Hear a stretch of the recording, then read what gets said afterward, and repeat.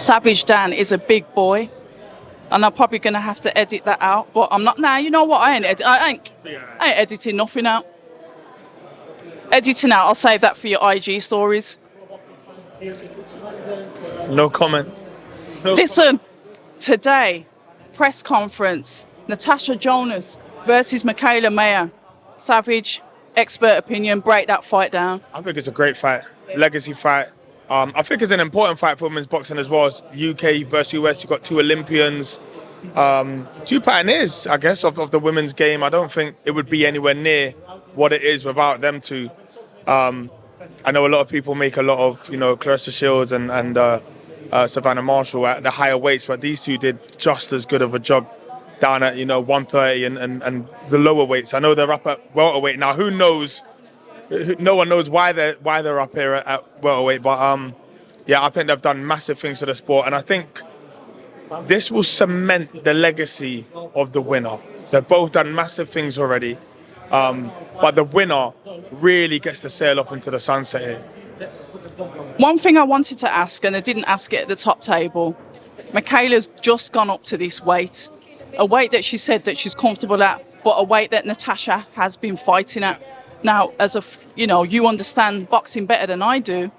Talk to us about the possible, I'm going to go disadvantages first with Mikaela. This is her first fight, a championship fight at the higher weight. Yeah, I mean, carrying extra weight isn't always a good thing. I know they say bigger is better, but it's not always better. She has got a big frame though, so that will help her naturally to carry the weight. But it's just not the same, You can't put on 20 pounds or 15 pounds or whatever it is and perform the exact same way unless you are really, really special, or unless maybe you were really struggling at 130. There's half an argument here, and it's probably the argument that Mikaela will make, is that she'll be better at 147 than she ever was at 130. How much truth is in that? We'll have to find out, but I'm sure she feels better. You wake up and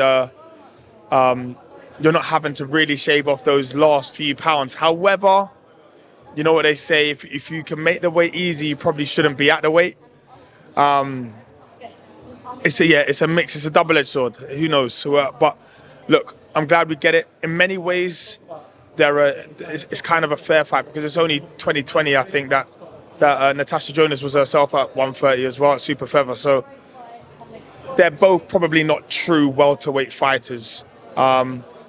So it'll be an interesting fight, 100%. With obviously the female division, obviously they tend to fluctuate through the weights a lot more, creating opportunities. Some could say that maybe they'll jump up a division or go below a division to maybe avoid certain fights. I mean, your opinion on that? I don't think they're doing it to avoid. I think they're doing it to find the belts.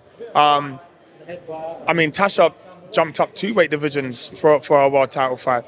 It's not because she wanted to. She wanted the opportunity at a world title, and the ones at her weight were tied up. I think Mayer has looked at Jonas and has not necessarily thought I can beat her, so I'm going to do it. But she sees it as an opportunity. There's a much smaller pool of fighters in women's boxing than there are in men's. So the opportunities come round a lot faster, especially if you take risks like jumping up and down the weights. I rate them highly though, because obviously I'm sure it's scientifically harder for women to go up and down than it is for men. So I rate them. But whether it's at 135, 140, 147, this was always a fight that is a big kind of legacy fight. Attributes of the girls, you've seen both of them. Obviously, we've seen more of Natasha than we have of Mikaela. So we look at the attributes of each fighter and talk to us about the advantages and disadvantages of both. Well, Tasha's obviously a southpaw. I'm going to call her naturally bigger at this moment in time, even though hasn't got the height and reach of Mikaela. I'll give her the size advantage. I like the way she wings her left, it's almost like a left overhand, and brings it back with a right hook. With Mikaela, she is super well schooled. She usually finds you out later down the stretch. She can adjust very easily and very quickly inside that ring. So if something isn't going her way, she finds a way, like in the Baumgardner fight, to turn the screw. Being more athletic than her or bigger than her doesn't always guarantee you a win. She only has one loss on her record, and it was a dubious loss at that. You know, a lot of people... You reckon it was dubious? Savage? Serious? I had it as a draw, but I did actually think that if that decision was going to go somewhere, I think it was going to go to Mikaela. Yeah, I haven't watched that fight back, but watching it ringside, it felt like she was beginning to turn the screw. Alicia started really well, but it felt like she started to turn the screw, and it was just maybe a bit more consistent. I could be wrong if I watched it back, but I had it as a draw, put it that way. And if somebody was going to get the win, I would have thought Mikaela would have got it, just for the sheer activity. I think she grinds you down a little bit. So how do you think Natasha's going to fare against that? You're talking about, and Mikaela's mentioned it at the top table, she's said that she's developed her IQ even more. Yeah. You've said that she's got that IQ, that she starts to come on later, that she can figure you out.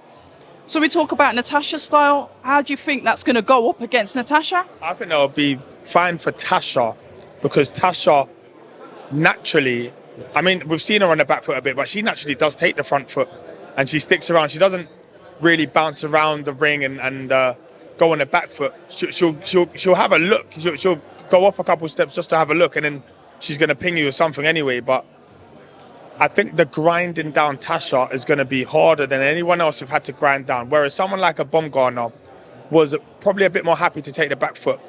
So when you start to find success, sometimes you put them a bit too far into reverse and they can't really get out of it.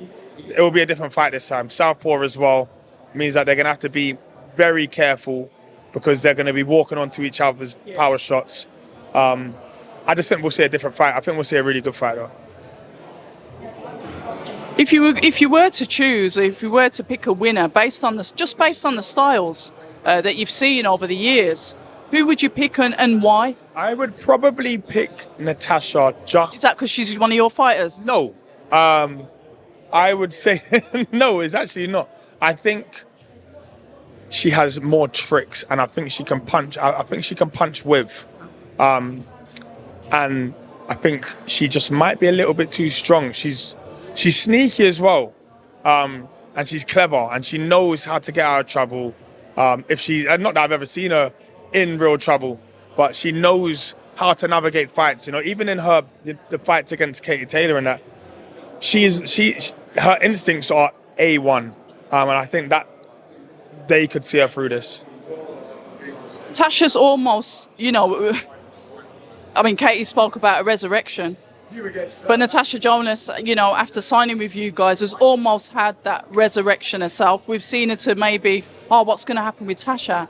To her career literally being revitalised, like there was a line drawn, she started again. Talk to us about that boxer input to develop and build a fighter, get them back to world champion status when maybe it could have been all over for them. Yeah, I mean, boxers obviously done a great job, but no one's done any more work than Tasha herself. I mean, to go again, yes, certain opportunities maybe came up, but she still had to be brave enough to take them. That first world title was, as I said, 2 weights above her natural weight. I think she is probably our biggest success story to date, in terms of what she's done. She's multiple world titles, but I think it is incredible considering she would have retired potentially with no world title at all. She's going into probably her 4th, 5th world title fight or something like that, as in since winning a world title, and it's a big one. This is the one here that, the winner of this, when you start looking at what the winner can do and who they can fight. And let's be honest, Tasha could have fought anyone this fight, we heard all the names. There was even talking about Clarissa Shields. That there was, the winner can fight anyone. Chantel Cameron, Katy Taylor. There's nothing, because they can go up and down through the weight so easily. I just don't. I mean, I'm not sure how much easier it's going to be to go down. But the winner goes on to bigger and better things.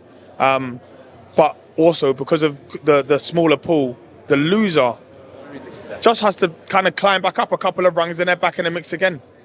Well, to be fair, Mikaela's mentioned that. She said, and I get it, she's a former world champion. She had all the belts.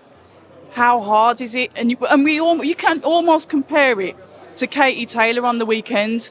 I've never seen Katy Taylor so determined. Yeah. I wasn't totally convinced that Chantal was going to win, but I said, if Chantal does what Chantal does, which is control the fight, because Chantal's very good at controlling fights, she'll do it again.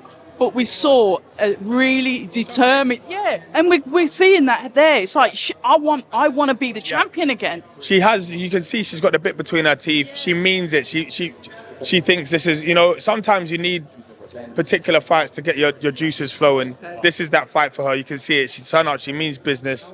It's respectful, but you can tell she's come here to win. And sometimes that resurrection,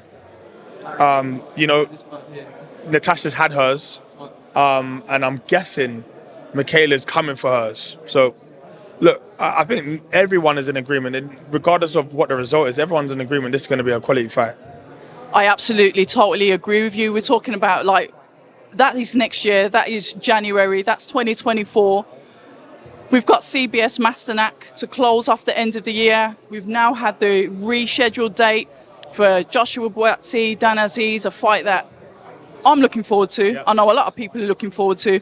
Unfortunately, there's going to be a potential clash, as it may be the same date as Chris Eubank Jr., Conor Benn. Is there anything that's going to be worked around that so we can get the two good fights on the same night? I don't know. You know what? I'm personally not entirely sure February 3 happens, Eubank Benn.